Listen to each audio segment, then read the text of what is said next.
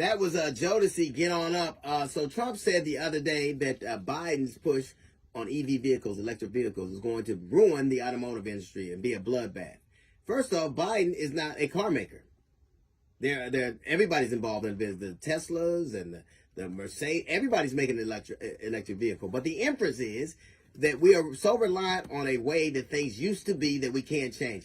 That is what progress does. At one point, I am sure there was somebody who made the finest buggy whips on the face of the earth. What did they do? Either they adjusted to the fact that they were making the cars had taken over, or they perished. Look at all the things that we used to have that were prevalent when we were growing up that aren't now. Look at Fuji film or Kodak film. Look at somebody. Remember, there was somebody who used to work at an airplane manufacturing plant that put the armrests with the ashtrays in them. Things change. They do not stay the same. And to act as if, I remember when Trump was running the first time, he said he's going to bring coal money back. The world is not going to go back so a few thousand people can keep their jobs. They never will. What was that replaced with? Look at all those places that in the Rust Belt. And they call it the Rust Belt because it withered away. Every industry that used to be there left. From rubber to steel to coal, all that left. Now what is it being replaced with? Better paying jobs.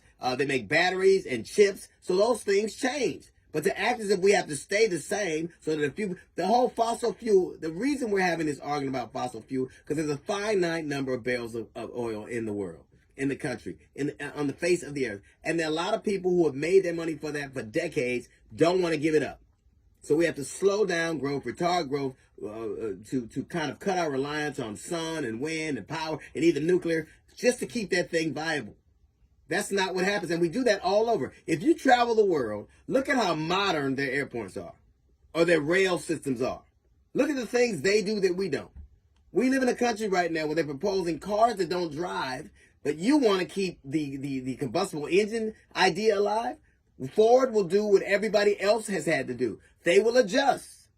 They will make cars. And the people that don't have a skill set anymore will either learn one or not. But no one's going to slow it down. No one's going to stop progressing. No one gets to stop the time from lurching forward. And the idea that you can, or that is when black people couldn't find jobs, when their brooks run dry in the South, they moved out and went to these larger cities. Now their brooks are running out there, they're moving back. That's the way it goes. You cannot, the problem in America is there are people who want to go forward, and there are people who want to stay where we are or even go backward. The people that want to go forward, imagine driving a car with the brakes engaged. Imagine always this level of resistance. The problem in America is, and I've said this oftentimes, it is a nation full of the Jetsons and the Flintstones got way too much to say. How the hell am I going to listen to you? You stop in a car with your foot. It's a little note from the GED section. Got a jazz report coming up in 15 minutes. It's the D.L. Hughley Show.